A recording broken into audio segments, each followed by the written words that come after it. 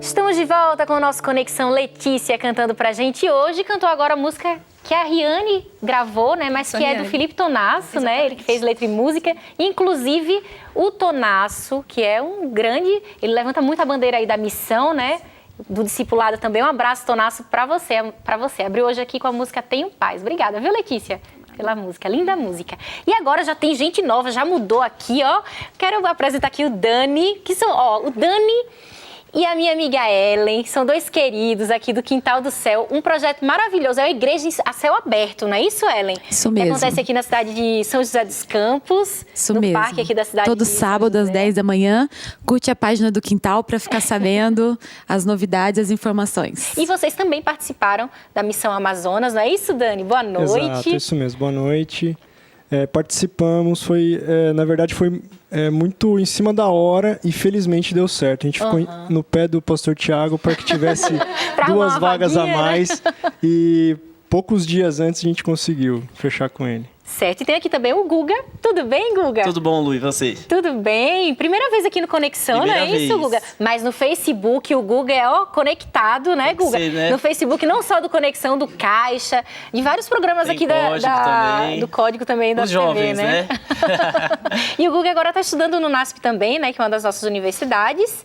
Ou não? Você não, tá... eu faço rádio e TV, mas certo. Pelo pessoal da missão tá em processo, né? A gente tem a hashtag Guga no NASP. É que a missão teve alguns agregados também, né? Isso que eu ia falar, o nosso Ellen, bloco Daniel, é praticamente você... agregado. E eu também tive que ficar no pé do pastor Tiago, senão não estaria lá. Mas graças a Deus deu certo, né? E a Bianca também. Boa noite, Bianca. Boa noite. A Bianca estava me falando que essa é a segunda missão dela, não é isso? Isso. Inclusive, a Bianca teve a vida dela impactada a tal ponto que ela decidiu mudar de curso. Por que, Bianca, que você decidiu mudar de curso?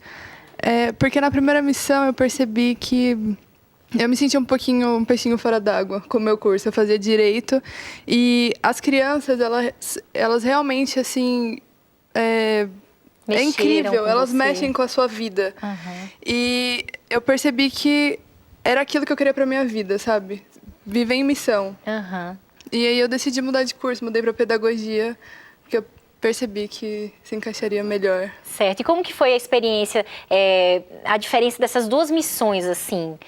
Como foi a primeira experiência e a segunda estava mais preparada? Como que foi? Cada missão, ela é especial, tem a sua característica.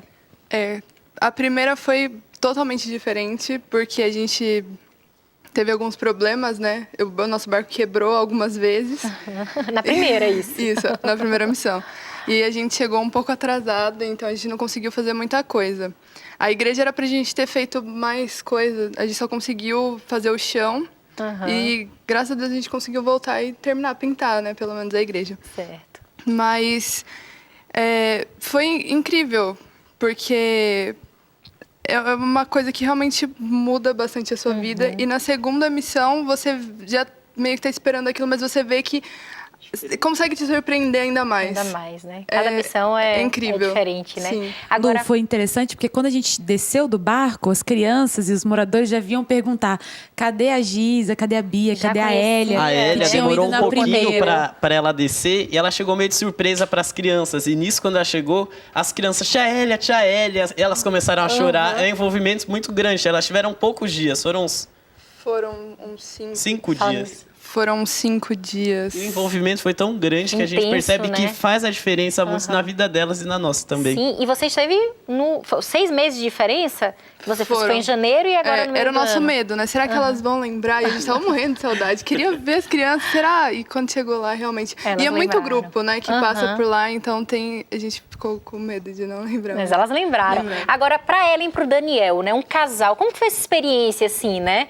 Casados, saírem O Daniel, ele pediu licença do trabalho dele, não é isso, Daniel? Então, é interessante como Deus conduz as coisas, porque eu tinha marcado minhas férias há quase um ano antes.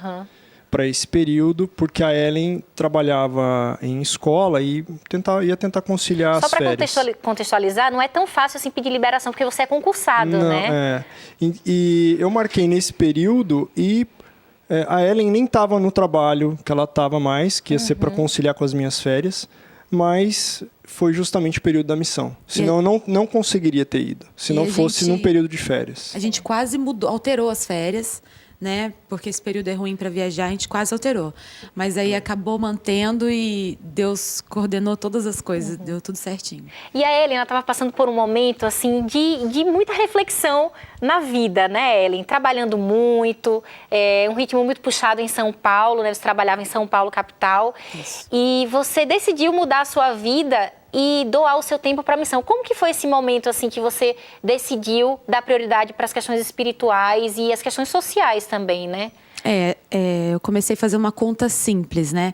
Se meu maior objetivo é ir para o céu, aonde eu estou gastando mais tempo, né? Eu estava gastando mais tempo para mim, construindo as coisas que eu queria.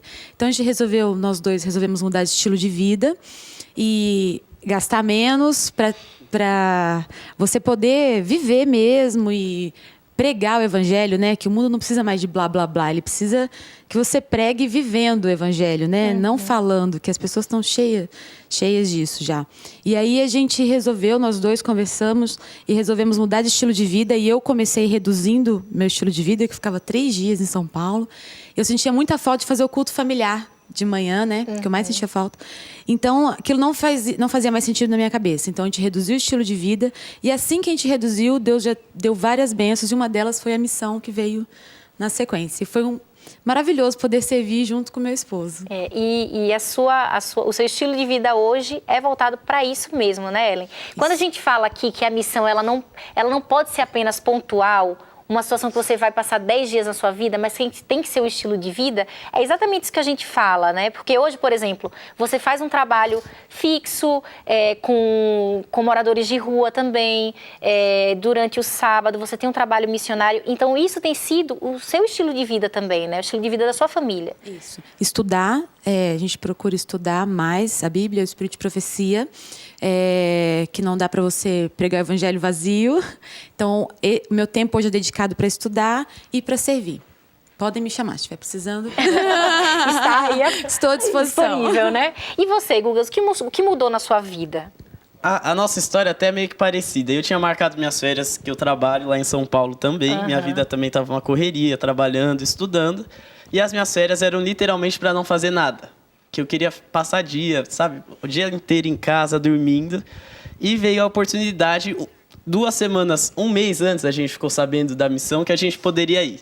Aí tive que adiar 1 semana minhas férias, mas aí fomos atrás da passagem, passamos os 10 dias desconectados total, foram os 10 melhores dias da vida. E quando voltou, a gente fica com esse sentimento de que eu não posso continuar a minha vida normal. O que mudou muito, eu senti muita falta, quando voltei para casa, o culto com toda, a gente chama de família missão. Eram quanto? 26 pessoas, mais ou menos. Agora o meu culto ou é com meu pai, com a minha mãe, ou sozinho, sabe? E eram coisas pequenas, mas que hoje a gente sente muita falta. A gente não tem oportunidade agora de passar um ano inteiro lá. Mas a gente tem que fazer da nossa vida uma missão Amazonas. Mas missão São Paulo, missão NASP. Eu tenho que usar os meus meios para eu me sentir um pouquinho lá, que é o lugar que a gente chama até como casa, porque sente muita falta. E o bom que foi deu para chamar atenção para outro sentido. Eu não preciso ir na Amazônia ajudar a pintar uma igreja. Eu posso ajudar as igrejas, que tem tantos mutirões do nosso lado, nossos né? vizinhos, talvez nem igreja. Então tem muito lugar para servir, né? E foi bom que despertou isso, né? Não é só lá na Amazônia que eu sou missionário. Tem tanta gente precisando de ajuda ao redor. Esse termo missionário a gente nem pode falar que é. Porque a gente teve 10 dias de missão. A gente sabe quem é missionário é quem passa 1 ano lá, sabe? Que já tenha 10 anos, tem uma família. A gente viveu uma experiência muito pequena. Mas a gente pode ser missionário aqui agora. A gente tem que acordar vai alavancar uma carreira estilo, né? missionária. Sabe que você falou uma coisa interessante? Que, assim, o nosso cotidiano ele é muito solitário, né? Porque a gente tem que desenvolver várias atividades e tal. E você falou que esse sentimento de comunidade é que fez muita tá fazendo falta para você agora, né? E é uma oportunidade da gente retomar isso, né? Porque às vezes a gente está muito sozinho e a caminhada cristã, quando é vivida com mais pessoas, com mais amigos, ela é mais leve e ela é mais suportável também, não é isso? Verdade. Como que foi essa experiência para você agora, de voltar depois e você está sentindo diferença também? Com certeza. A gente costuma dizer que a gente foi picado pelo mosquitinho da missão, né? Então, não tem como você viver tudo aquilo e simplesmente virar as costas para todos aqueles dias que você passou. Você acaba vendo que a gente vive numa bolha, né? Num mundinho perfeito. Quando a gente vai para lá, a gente vê que o mundo não é perfeito. E por a gente achar que vive num mundo perfeito, a gente finge que quer ver Jesus voltar. Mas a gente vai fazendo os planos, né? A gente quer casar, a gente quer terminar a faculdade, ter filhos. E daí, quando você vai pra lá e vê a realidade do mundo de verdade, você almeja a volta de Jesus. Uma coisa que eu ouvi muito quando voltei, mas eles não têm nada? Gente, a gente que não tem nada, a primeira coisa que me impressionou, foi quando eu conheci a Ellen e o Daniel no barco. Eu só conhecia meu irmão, claro, né? Aí à noite... Que é o Thiago, que participou do primeiro bloco aqui com a gente. Aí eles estavam lá no fundo do barco, onde não tinha teto, eu acabei indo lá com eles e, sem intenção nenhuma, olhei pro céu. Eu nunca vi um céu daquele. Nunca, sabe? Aqueles de capa de TV. Né? Assim, ó, você via nebulosa, você via tudo. É uma coisa que, nossa, mas isso chamou a atenção? Chama. E é coisa assim, ó, pequena, que no primeiro dia me chamou a atenção e vai chamando todos os dias uma coisa nova. E... são coisas que a gente sente muita falta hoje, muita. Quando eu estive na Amazônia, o que me chamou muita atenção é que para onde você olhava parecia uma fotografia, né? Parecia uma pintura. Isso é impressionante. Pra tirar foto era só clicar literalmente. Agora, Daniel, esse contato com a natureza, assim, ele te aproximou mais de Deus? Porque é uma pergunta clichê, mas, gente, só quem vai na Amazônia sabe, né? Você... amanhecer e daqui a pouco já tem boto pulando assim, né? 5 da manhã já tem boto pulando. O estrela céu, cadente, eu nunca tinha visto estrela cadente, eu contei várias. Coisas que São Paulo não pode dar pra gente por conta do, né? Eu sou suspeito para falar porque eu sou muito apaixonado pela natureza. Então eu fiz a pergunta para a pessoa certa. Fez a pergunta. E muitas coisas que você vê te levam a pensar e a crer cada vez mais em Deus. Porque quando a gente chegou em Manaus, a Ellen, ela viu o tamanho assim do Rio Negro, né? Do mar, parece, né? Do mar, né?